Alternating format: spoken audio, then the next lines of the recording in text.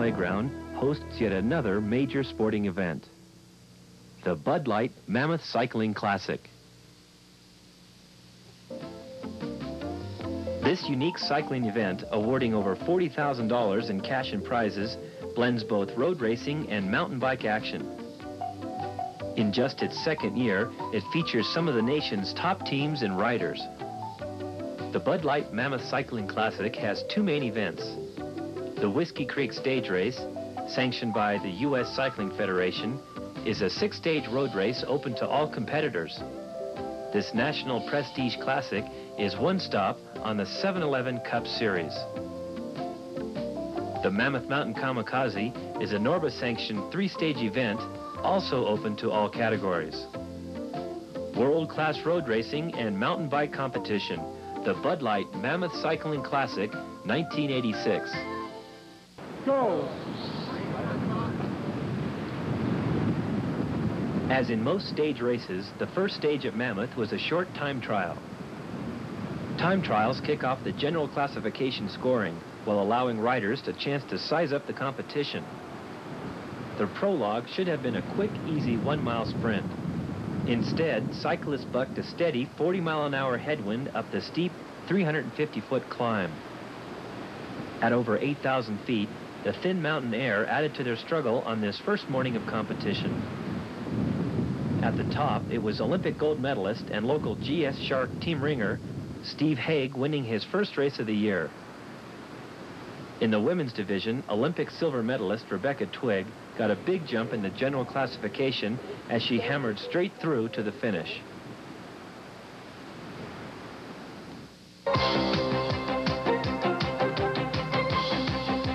After the time trial, racers lined up in the Minaret Village parking lot for an afternoon criterium. Criteriums are tight cornering, medium distance races usually conducted on city streets or parking lots.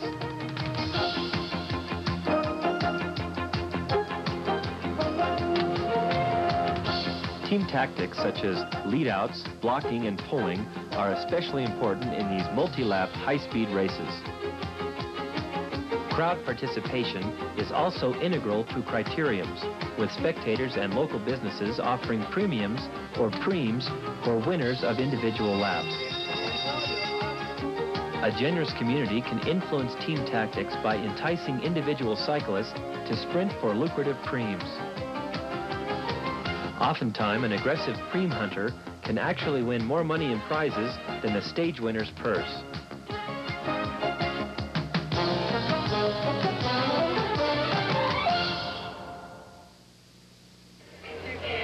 All right, the moment of truth has arrived. Racers, everybody pay attention right now. Tom Hillard's up here to explain the rules of the event. The Observed Trials Mammoth Mountain Kamikaze is about to get underway. Of course, this event sponsored by Bud Light and our friends at Minaret Village. Before we get into the rules of observed trials, let's take a quick overview of mountain bikes and off-road cyclists. In the mid-70s, Gary Fisher and Tom Ritchie started pushing the limits of their one-speed beach cruisers. Bombing down the muddy mountain trails of the Coast Range north of San Francisco, they began altering their cruisers with the multiple gearing and caliper brakes of road bikes. News of these hybrid all-terrain mountain bikes spread to the Sierra, the Rockies, and New England. In the Sierra, a few individuals like these two pioneers discovered and established an off-road cyclist mecca. Mountain bike competition evolved directly out of the challenges encountered by off-road cyclists on every ride. The mountain bikers' training grounds of backcountry trails and abandoned mining roads are filled with obstacles and pitfalls. While the roadies' nightmares are filled with visions of drainage grates and potholes, mountain bikers dream of bombing rocky hillsides, hopping rotten logs, and splashing through mountain streams. The three established categories of off-road competitions, cross-country, downhill, and observed trials, were created to test cyclists' ability to master these natural challenges. The strangest of the three disciplines is undoubtedly the observed trials. While most trials courses are designed around existing boulders and trees, the Mammoth trials put a whole new twist on the concept of natural obstacles. By carefully placing boulders, logs, rounds, and even a gondola car on the manicured front lawn of the Mammoth Mountain Inn, course designer Tom Hilliard created a kind of circus on the beach atmosphere. The 8 challenging sections tightly wove in, over, and around a rushing mountain stream that seemed to have been designed with the trials event in mind. The most unique aspect of the Mammoth Mountain Trials, however, was the unobstructed visibility. The resulting enthusiastic spectator involvement added a whole new dimension to trials competition. With most competitors fighting for the world's first ever 3-event off-road championship, many cyclists found themselves seriously evaluating a trials course for the first time. Unlike the relatively normal endurance specialists who would prefer not to scrape their pedals and multi-geared chain rings over the granite boulders, there was a separate basket of peculiar cases who pride themselves in being professional trial specialists. The leaders of this fringe element ride ridiculously overpriced, custom-built kryptonite Einsteinium alloy mini-cycles that enable them to apparently defy gravity and common sense. While the general classification riders concentrated on a standard trials course, a mind-boggling open classification course was set for these single-event professionals. Let's follow a few of these open competitors through the course and briefly examine the rules and techniques of trials competition. Here we see 14-year-old Andy Grayson, a top trials professional, easily negotiate the first section. Notice how the open section he rides proceeds directly over the most difficult line.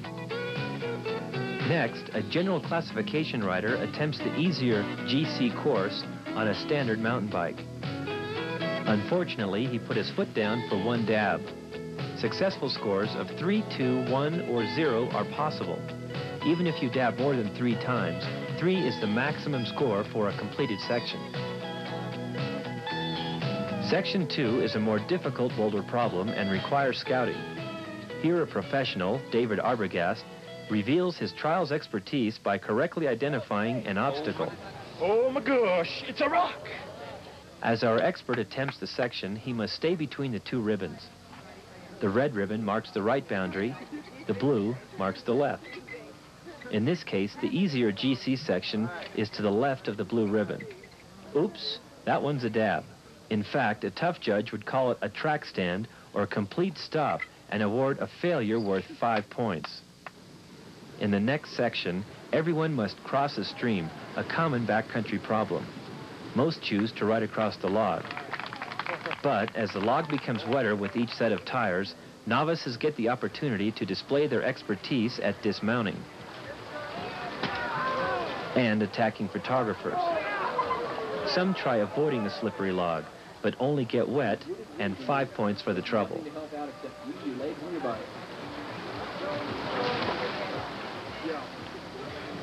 There's always one guy who defines the term state-of-the-art. Here we see undefeated U.S. trials champion Kevin Norton wheel his experimental 20-inch trials bike over the wet log. Next year, to make it fair for the other guys, Kevin will wear a straitjacket and carry a set of golf clubs. Everyone has to cross the stream again in Section 4. This time, there isn't a convenient log, however, and the pros spend several minutes carefully scouting their route down the deep, rocky stream bed. Now Kevin demonstrates the disadvantage of 20-inch wheels as he soaks both feet despite his perfect backpedaling technique. But you're not scored for getting wet, and Norton conquers the difficult section with just one dab.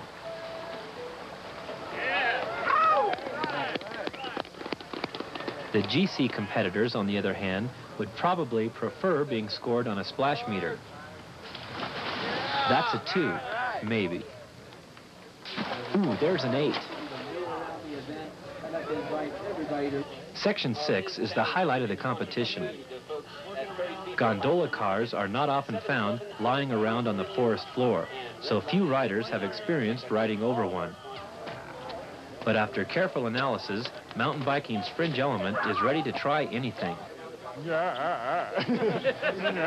Crazier than last year. You got to be absolutely nuts to do this race anyway. And we've got a lot of certified lunatics, bicycles, and a lot more. Of course, Bud Light Booth is having free tastings of Asante water. We've got Eagle snacks there and other good promotional items. We've got, I'm serious, folks, everything in that expo. So be sure that if you want to get out of the sun, that's the place to go. It's the Bike Expo tent. Check out all the neat stuff under the sun for bicycle riding. Look it up on the gondola right now. We've got a real crowd pleaser. Oh my goodness, look at this, hopping right on off the gondola. This is going to be something you want to check out, folks. Here it is. We're looking for the setup right here. This guy's going to jump off, and we're going to see what how. Whoa, there he is. Almost pulls it off. Folks, a big round of applause. Let's come to life.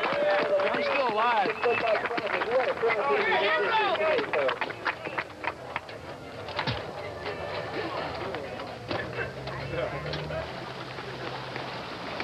After the adrenaline rush of the gondola ride, the rest of the course seemed like a party. And by lunchtime, the atmosphere on the lawn was like no other observed trials ever held.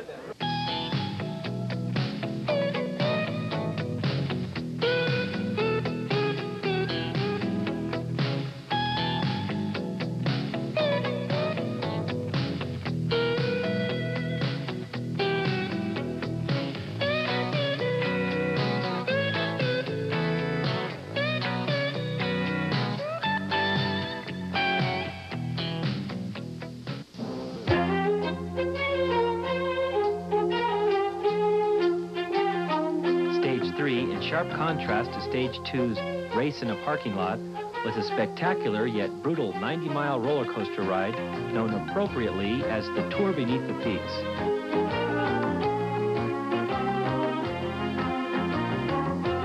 Starting 27 miles north of Mammoth, near Mono Lake, riders made their way through Pumice Valley, up the Corkscrew Hill climb to Sage Hen Summit, down North Canyon and across the rolling Adobe Valley floor to the turnaround in the high desert town of Benton.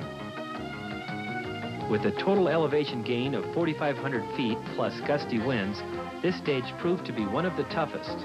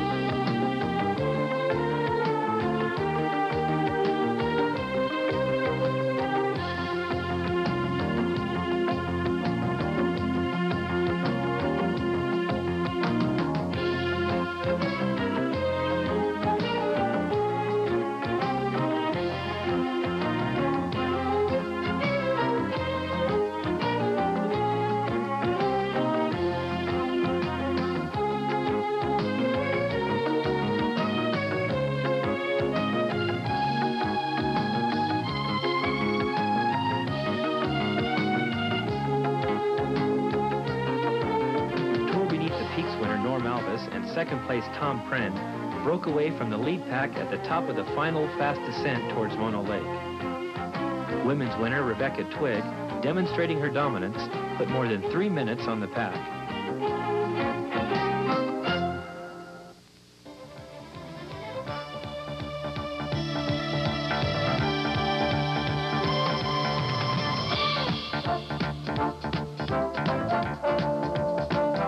Starting and finishing at 9,000 feet in front of the Mammoth Mountain Inn, Stage 2, the cross-country, pitted the rider's strength, endurance, and skill against the rugged terrain of the Inyo National Forest.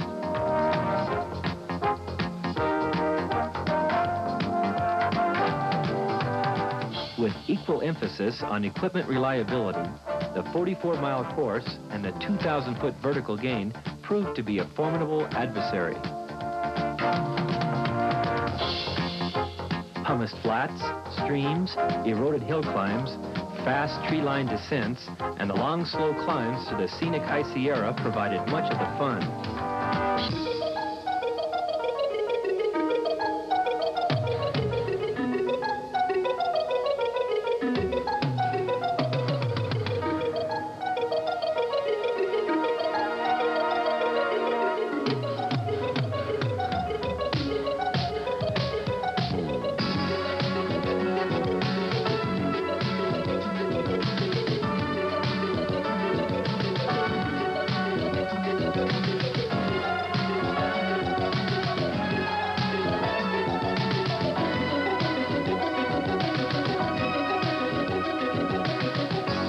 Theobald, having recently lost his Team Fisher sponsorship, let his riding do the talking and placed first in this true test of mountain bike prowess.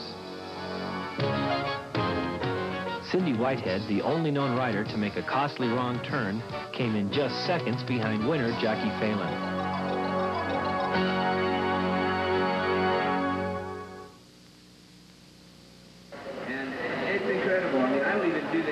By the third day of competition, most stage riders were acclimated to Mammoth's 8,000-foot elevation.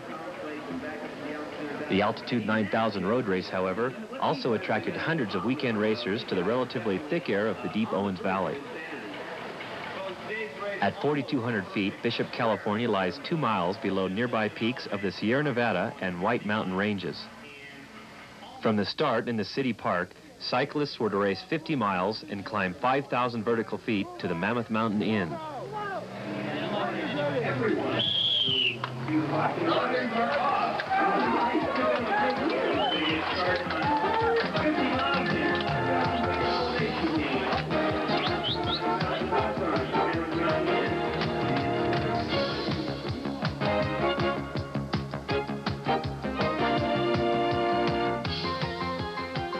Outside the Bishop city limits, Category 1s and 2s drafted along Highway 395.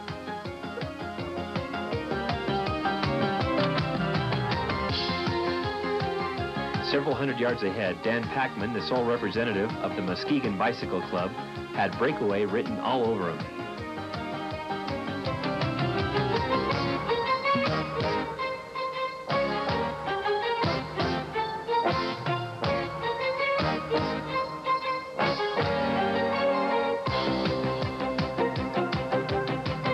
Dan forced the pace for several miles, while a small chase group pulled the field through Round Valley.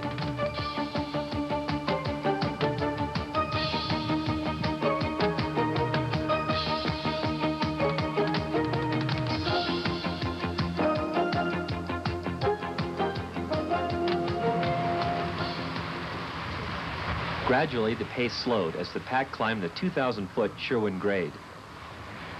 The bunch soon disintegrated, and the race became individuals against the hill.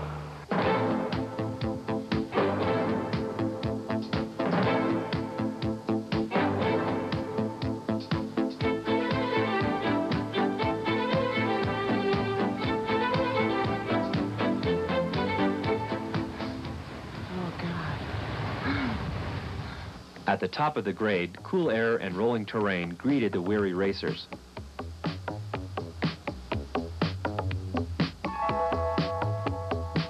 Pace lines formed, and cyclists again worked together for 20 miles through Long Valley.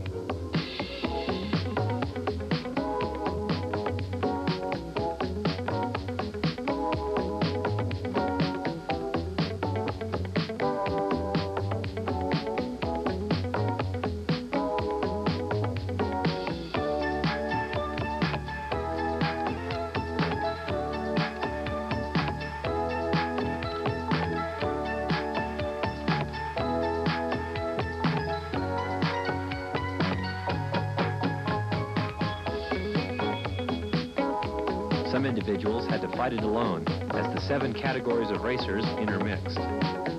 After climbing another 1,000 vertical feet, racers blasted through the town of Mammoth Lakes and attacked the final steep hill to the inn. 3 miles to the finish, Levi's Thurlow Rogers attacked, breaking away from the lead group.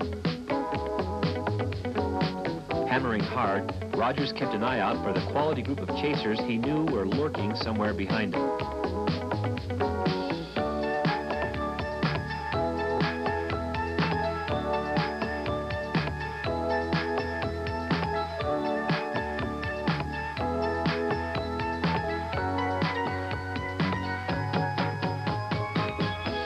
Come they did, with Tom Resch of Montrose Sun Tour pulling Lowenbrau's Glenn Sanders. With 1.5 miles to go, the pair caught up to Rogers. For the next mile, sprinters jockeyed for position. One and then the other jumped to the lead. It was anybody's race.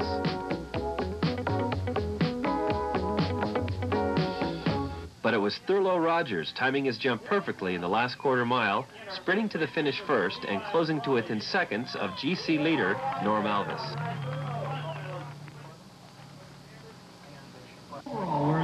jersey today, the red and blue with white stripes from the Perlizumi Company, Norm Alves, number 105, the J.S. Mangoni team. In second place, at only 17 seconds behind, from the Levi's team, Thurlow Rogers. At fourth place, number 39, the white jersey, the Montrose Cycling Sun Tour team, Tom Resch.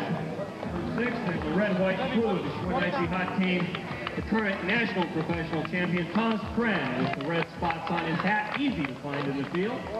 A circuit race is a combination road race and criterium.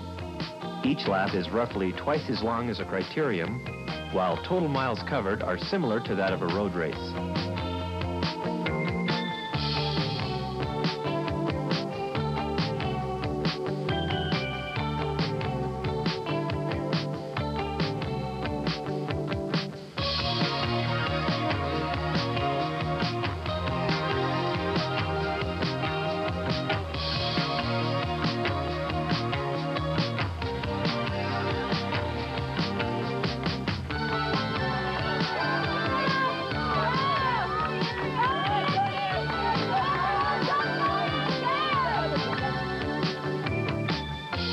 It was a perfect day to relax in the sun and cheer on the roadies as they raced up, down, and around the village.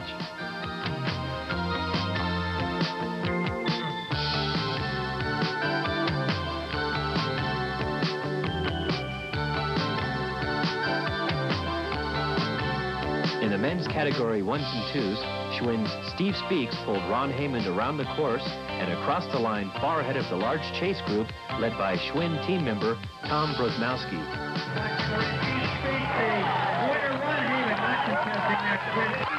From the Schwinn Icy Hot team, and Ron Haymond just thankful for the cooperation.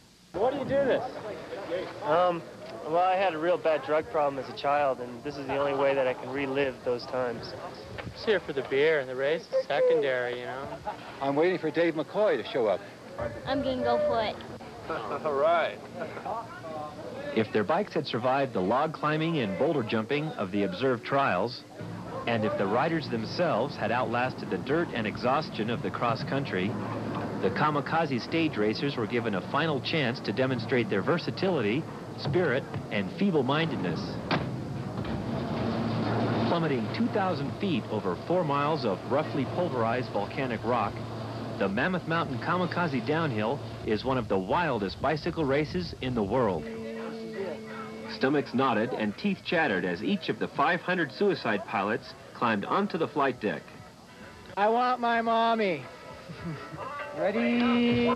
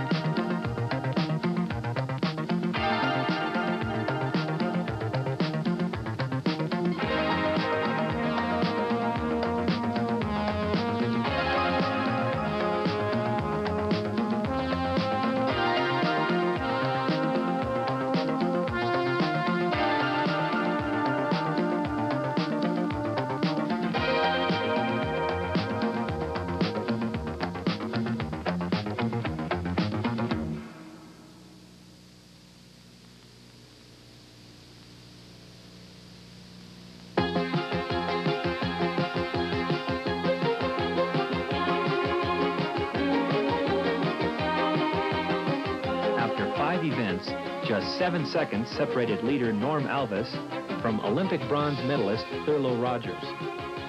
GC hopeful Glenn Sanders was only 30 seconds off the pace. Race promoters and spectators were delighted when the General Classification Championship came down to the 6th and final stage, the Whiskey Creek Criterium. 34 seconds down now. Started the race 17 seconds ahead. He's technically 17 seconds behind. And lead Thurlow Rogers with a lead of over 34 seconds on Norm Alves. This technical 0.6-mile course was designed with the spectator in mind. Beginning on Minaret Road at Pioneer Market, riders would sprint uphill on Lake Mary Road, turn right onto Miller Siding, and then veer left through the 180-degree Expo Sweeper to Canyon. Next came a sharp right through a narrow wooded section, and finally back on Minaret Road for a 40-foot elevation gain per lap. And as you see the finish here of the women's cycling action. Sullivan, the Winning Magazine Cycles Peugeot Look team. Thurlow Rogers clinched the GC victory early as leader Norm Alves was penalized a lap after laying down his bike. At the finish line, race officials debated whether Alves should have taken the free lap rule, and the racers themselves helped decide who the criterium's top finishers were. 2 and 1. One. Okay, one of the wins are right. Okay, right. So I'm only 1 lap up on you, Carter, Farmer, Nickman, Thurlow, and Broad. Well, I was a little confused too. I knew I had won. I knew I was in the lead, and I knew I lapped everybody at least once, but the officials kept saying, like, Tom Brosnowski was the winner, and I kept trying to signal to them, look, you know, I'm number 1. In the women's racing, Olympic silver medalist Rebecca Twigg dominated her challengers, posting 4 victories as she carried a huge lead into the final criterium.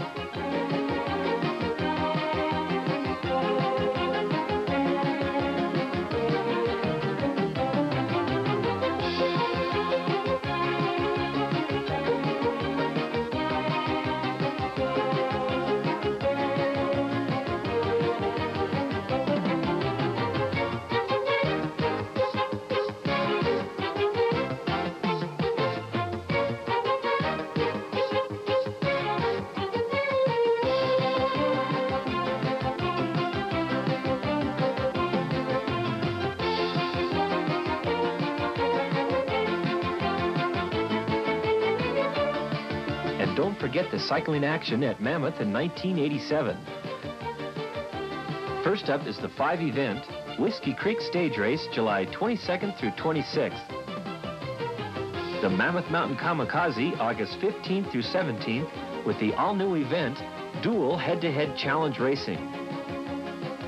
And the first ever international mountain bike competition, the 1987 Norba World Championships at Mammoth, August 21st through 23rd.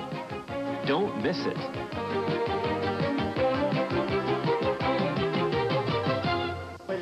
Mammoth is great. I'd love to come here this winter and go skiing. I won a ski package yesterday, so I'll probably be up with my buddy Steve Haig. It's real nice. People are so friendly. I haven't been honked at once. I really like it a lot. Our entire team came up last year. We stayed for 3 weeks and really had a good time. I thank his crew and him for all this stuff that they're doing. They run a hell of a ski resort and they run a hell of a downhill race. But it was 7-Eleven Cup races here, and I've been following that circuit. But I'm really glad that I came. It's a really challenging race. All right, thanks a lot. I want to thank the whole Mammoth area. It's a great race, probably the best race we've had all year, and you know, we need more races like that, and it helps when the towns get into it. So thanks a lot.